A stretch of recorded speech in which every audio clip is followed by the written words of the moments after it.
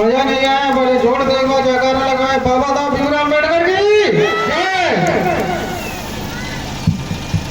करुणा के सागर तथागत गौतम बुद्ध को नमन करते हुए द सिंबल ऑफ नॉलेज, कानून के ज्ञाता, बहुजनों के विधाता, नारी उद्धारक, समाज सुधारक, संविधान निर्माता, भारत रत्न बाबा साहब भीमराव अम्बेडकर को नमन करते हुए चार बार उत्तर प्रदेश में बहुजन समाज की सरकार को स्थापित करने वाले मान्यवर काशी राम जी को नमन करते हुए बड़े भाई चंद्रशेखर आजाद, जो कि Azad Samaj party chief of Bhim army,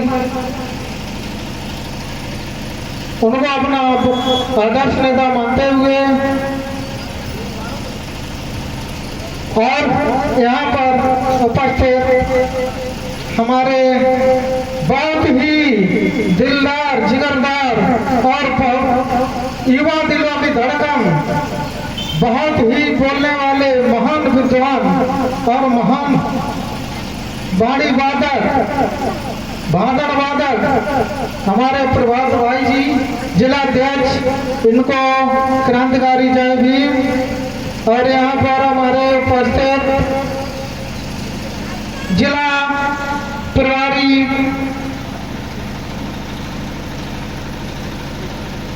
Shakeel Ahmad और हमारे कानपुर मंडल के संगठन मंत्री पातीराम बौद्ध जी और हमारे मीडिया प्रभारी और हमारे आयोजककर्ता और यहाँ पर उपस्थित मंच पर छोटे बड़े सभी पदाधिकारियों को क्रांतिकारी जय भीम। हम बात शुरू करना चाहते हैं।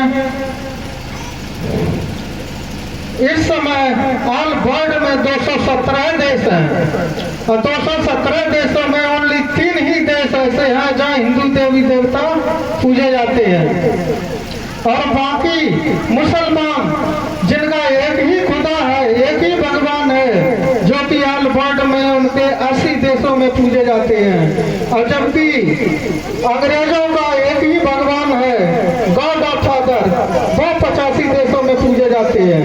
जबकि हमारा देश में हिंदू बसने वाले हिंदू देवी देवता 33 करोड़ पाए जाते हैं, जो कि ओनली 3 ही देशों में, भारत, मॉरिशस और जापान। कितने देश हैं? 3 देश, भारत, मॉरिशस और जापान। और मैं एक चीज आपको ये बताना चाहता हूँ कि इस समय जो हमारी सरकार है भारतीय जनता पार्टी की, वो हमारे बहुजनों के खिलाफ काम करती है। इसका जो मेन उद्देश्य है, बहुजनों को आरक्षण को खत्म कर रही है, संविधान को खत्म करना चाह रही है और अपने अधिकारों का हनन कर रही है। हमारे बहुजन समाज की कहीं किसी भी जगह कोई सुनवाई नहीं हो रही है।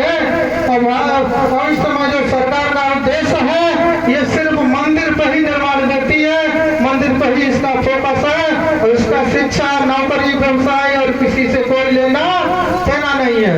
जब देश में चुनाव आता है, चुनाव आने से पहले सरकार का एक ही एजेंडा होता है कि हिंदू और मुसलमानों को आपस में लड़ाना और आपस में इनको लड़ाते रहना है, जिससे आपस में लड़ते रहेंगे। और ये अपना ध्यान भटकाती है हमारे समाज का। और ये भारतीय जनता पार्टी जो है सबसे ज्यादा उद्देश्य किस पर देती है? मंदिरों पर। आपने देखा होगा संभल में मस्जिद के नीचे मंदिर खुदाई का काम कर रही है, मस्जिद के नीचे मंदिर ढूंढ रही है। जबकि ये सरकार 2014 में जब बनी थी तब इनका एक ही नारा था, सबका साथ सबका विकास, अब की बार भाजपा सरकार। लेकिन क्या किया? उस समय कहा था कि हम हर साल देश में युवाओं को 2 करोड़ नौकरियां देंगे, शिक्षा पे जोर देंगे। लेकिन क्या किया सरकार ने? 10 साल के रिकॉर्ड में अभी तक ओनली 7 लाख नौकरियां दी हैं पूरे भारत देश में। ये सरकार ने काम किया है। उसके बाद मैं आपको एक चीज बताना चाहूंगा। सन 2014 में जब बेरोजगारी थी 4.9%, आज 2024 में बेरोजगारी बढ़ के हो गई 8.4%। आज हमारा युवा नवयुवक युवा पढ़ा लिखा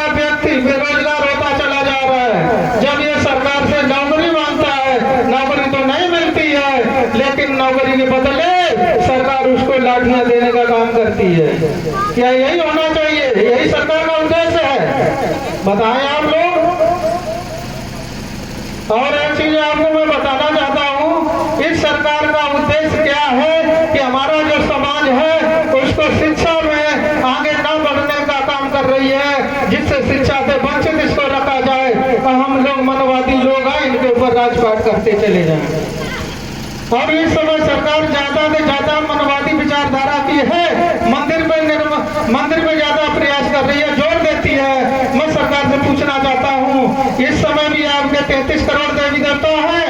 सन 1858 से पहले भी 33 करोड़ देवता थे, लेकिन उस समय जब हमारे देश को मुगलों ने गुलाम बनाया था, 800 साल तक हमारा देश गुलाम रहा था, उस समय 33 करोड़ देवी देवता कहाँ थे?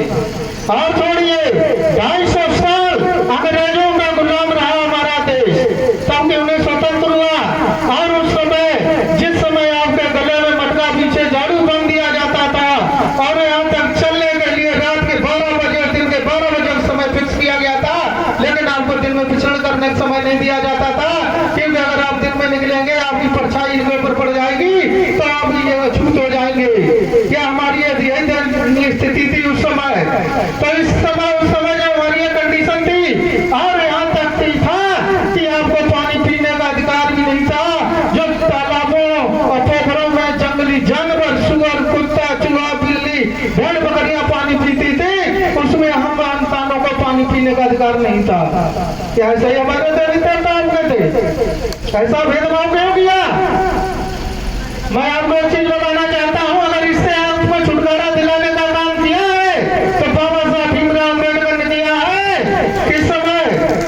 14 अप्रैल 1891 में महू छावनी में पैदा हुए बाबा साहब भीमराव अम्बेडकर ने ये आपको इससे छुटकारा दिलाने का काम किया है। और कब किया है? 25 दिसंबर 1927 का मनवादियों को जो ग्रंथ था मनुस्मृति को जला करके ये आपको इससे आपको आजाद कराया है। और एक चीज आपको बताना चाहूँ, बाबा साहब भीमराव अम्बेडकर ने जो आपके लिए जो काम किया है, आपके लिए जो बलिदान दिया है, 4 बच्चों की कुर्बानियां दे करके आपके लिए इतना बड़ा काम करके गए हैं। बाबा साहब मरते समय कह के गए हैं कि हमने जो आपके लिए जो संविधान का निर्माण कर दिया है, हमारा ये कारवां रुकना नहीं चाहिए। अगर आप बढ़ा नहीं सकते हो तो इसको पीछे मत हटने देना, और जब तक हमारा संविधान जिंदा है तब तक हम जीवित हैं।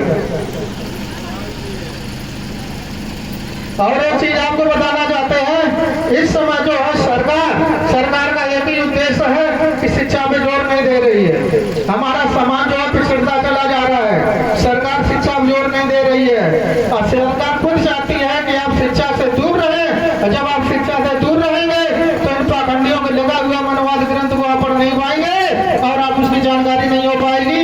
जिस दिन ये सरकार शिक्षा पे जोर देने लगेगी और शिक्षा आपको जिस समय निष्पक्ष और फ्री शिक्षा गुणवत्ता युक्त मिलने लगेगी, उस समय आपके बच्चे जब शिक्षित होंगे तब इन पाखंडियों का जो पाखंडवाद है उसको जब पढ़ेंगे, उनसे जब तक वितर्क करेंगे तो ऑटोमेटिक ये मनवादी लोग बिल में घुस जाएंगे। और मैं एक चीज बताना चाहता हूँ कि इस समय जो है सरकार कभी नहीं चाहेगी कि हमारा समाज ऊपर उठे, हमारे समाज का हमेशा शोषण हो रहा है। और यहाँ तक आपको मैं बता देना चाह रहा हूँ, जो इस समय बाबा साहब भीमराव अम्बेडकर ने आपको वोट देने का मताधिकार जो दिया था, ये पावर आपको बाबा साहब भीमराव अम्बेडकर ने दिया था। इसका जिस दिन आप